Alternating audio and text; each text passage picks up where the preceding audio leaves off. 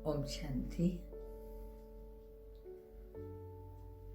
वर्तमान समय को देखते हुए एक स्वर्णिम युग की बात करना, सतयुग के आवाहन का उद्घोष करना वास्तव में कभी कभी बड़ा काल्पनिक लगता है और ऐसा लगता है जैसे कोई बचकाना सा उद्घोष हो रहा हो, क्योंकि वर्तमान समय भयावह कालिमा मानव के चरित्र में, मानव के आचरण में, मानव की बोलचाल और व्यवहारिकता में जो समाया हुआ है, उसे देखकर तो कल्पना ही नहीं होती कि क्या आने वाले समय में सतयुग इस धरा पर आ सकेगा। वो सतयुग जहां भाईचारा होगा, वो सतयुग जहां प्रेम की नदियां बहेंगी, वो सतयुग जहां परस्पर सद्भाव और मृदुता होगी।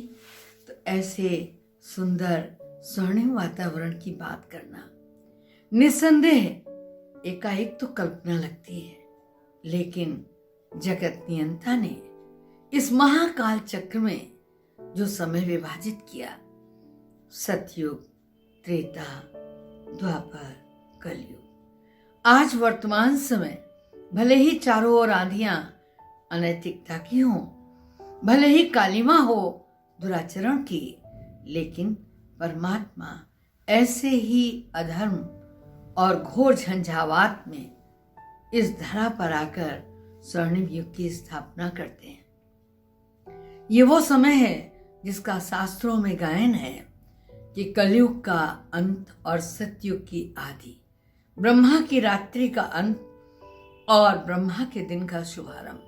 ये वो समय है जब परमात्मा स्वयं आकर हम आत्माओं को पुरुषोत्तम बना रहा है। इसमें कोई प्रश्न चिन्ह नहीं है। प्रश्न चिन्ह इसलिए नहीं उठता कि हमें उस परम सत्ता की शक्ति पर कभी भी संदेह नहीं होता। जब स्वयं परम सत्ता, जब स्वयं जगत नियंता इस धरनी को पावन बनाने आ गया, तो हमें तो स्वागत स्वागत स्वागत और अभिनंदन ही करना है। इस अभिनंदन की कड़ी में हमें कुछ और भी करना पड़ेगा। और वो क्या करना पड़ेगा? जगत नियंता की दिखाई हुई राहों पर चलना पड़ेगा।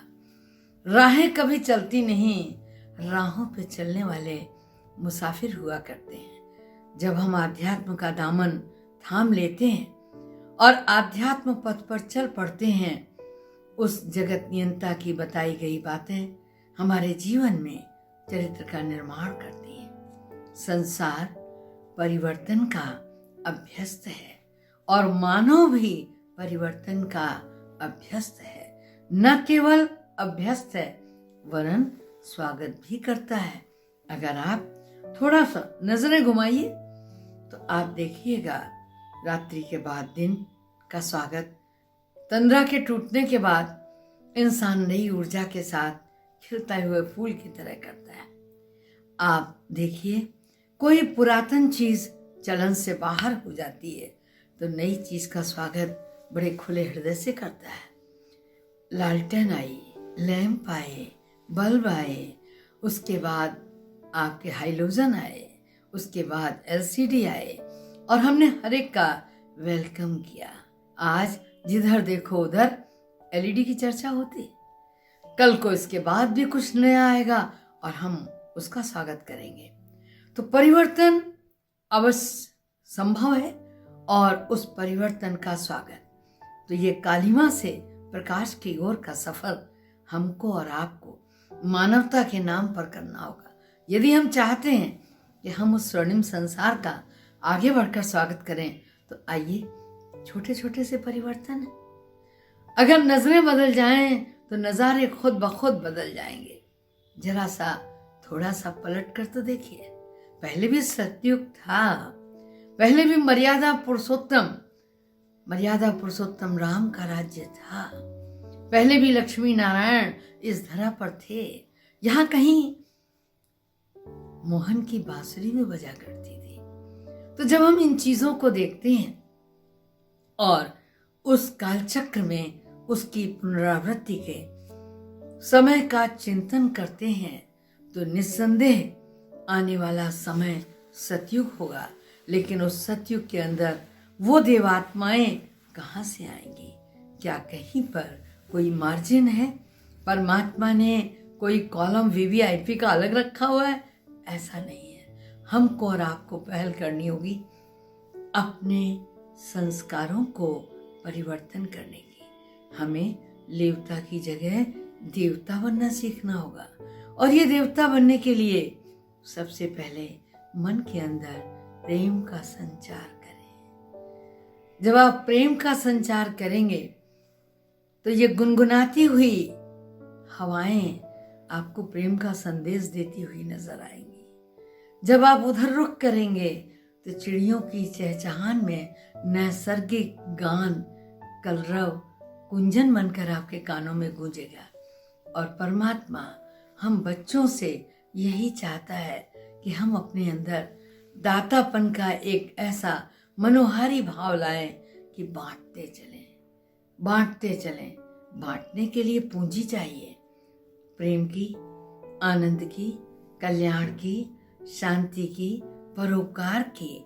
और जब ये पूंजी हमारे पास होगी तो हम खुले हृदय से मानवता का ये संदेश एक से दूसरे को बांटते चलेंगे। और जब बांटेंगे तो पहले लोग देखना चाहेंगे कि क्या वो परोपकार हम में भी है। हमें याद आता है एक बार एक महिला को बहुत दया आती थी, बहुत दया आती थी। एक बार एक कसाई उसके आगे से निकला और वो कसाई एक बकरी को मारता हुआ ले जा रहा था। मेमना आगे बढ़ नहीं रहा था, पैरों को पीछे रोक रहा था, उसे भावी मृत्यु नजर आ रही थी। तो उस महिला ने कहा, क्यों ले जा रहे हो, इसे छोड़ जाओ ना, इसके जीवन के पीछे क्यों पड़े हो? तो कसाई ने कहा, छोड़ दूंगा, मैंने पूरे 30 रुपये खर्च किए हैं, दे दे और ले ले, छोड़ देता हूं, मान ले आज से। और उसने ये कहते कहते उठा करके वो रस्सी पास में खड़े हुए पीपल के पेड़ में बांध दी। ला मेरे 30 रुपए। अब वो 30 रुपए एकाएक कहां से लेके आती, नहीं कुछ सोच पाई। गले में एक चांदी का तमगा पड़ा था, उसने निकाल करके वो उस कसाई को सौंप दिया। कसाई तो खुश हो गया, बल्ले बल्ले हो गई उसकी। अरे एक बकरी के उसमें उसको इतना बड़ा चांदी का तोग मिल गया। वो लेकर चलता बना। पूरे गांव में खबर हो गई कि आज दया ने एक बकरी के बच्चे को बचाने के लिए चांदी का तोग दे दिया। लोगों ने देखा ये क्या है। शाम को उसका पति जब घर आया, उसने बताया, आज मैंने इस बच्चे का जीवन रक्षा में अपना गले का तोग बेच दिया है। पति ने एक शब्द नहीं कहा, बड़े प्यार से उस पर हाथ फेरा और बोला, तुमने अच्छा किया, इसकी जान तो बचाई। दोनों ने मिलकर के उसकी पालना की। 1 महीने के अंदर वो बहुत तंदुरुस्त और बहुत अच्छी बकरी बन गई। जब उसने दूध देना शुरू किया तो उस दूध का प्रभाव धीरे धीरे चारों ओर फैलने लगा। एक लोगों के बच्चे जो बीमार होते थे, वो उन्हें दूध मिल जाता था बकरी का, तो स्वस्थ हो जाते थे। सेठ साहूकारों के यहाँ बात पहुंची, उन्होंने कहा बकरी बेच दो। बोला नहीं, हम इसे बेचेंगे नहीं, आपका बच्चा बीमार है, आप ले जाइए, दूध पिला के फिर वापस ले आइएगा। तो इस तरीके से उसकी बात राजा तक पहुंची। राजा ने भी उस बकरी को खरीदना चाहा। इन्होंने कहा खरीदेंगे नहीं, चाहे दूध आप सारा ले जाओ, हम देते रहेंगे। तो उस बकरी के बदले में राजा ने उनको धन धान्य से भर दिया। श्री मिली, समृद्धि मिली, संपन्नता मिली, जरा से एक दैवी गुण से जो उन्होंने दया का हिंसा के प्रतिकार में कार्य किया था। तो अगर हम अपने संस्कारों को परिवर्तन करना चाहें, उस समय उस कसाई ने तो बहुत कुछ कहा था। उपदेश देना आसान है, दया करने के लिए कहना आसान है, लेकिन उसको प्रैक्टिकल करना बहुत मुश्किल है। बकरी को बचाना तो चाहती हो, लाओ पैसे। तो जब उसने इतना सब बोला था, बिना सोचे समझे उसने दया का प्रैक्टिकल किया और उस दया ने उसे श्री भी दी, समृद्धि भी दी, प्रसिद्धि भी दी, संपन्नता भी दी। तो हम जब ये देखते हैं कि हमारे संस्कारों में एक परिवर्तन समाज में सुख और शांति की गंगा और यमुना प्रवाहित करता है, तो उससे निस्संदेह ऐसा लगता है कि हम बदलेंगे, हमारा परिवार बदलेगा, हमारा समाज बदलेगा और ये संसार बदलेगा और निस्संदेह इस सृष्टि के ऊपर नवयुग सतयुग के रूप में आएगा, हमसे और आपसे आएगा। आइए एक कदम रखें तो सही।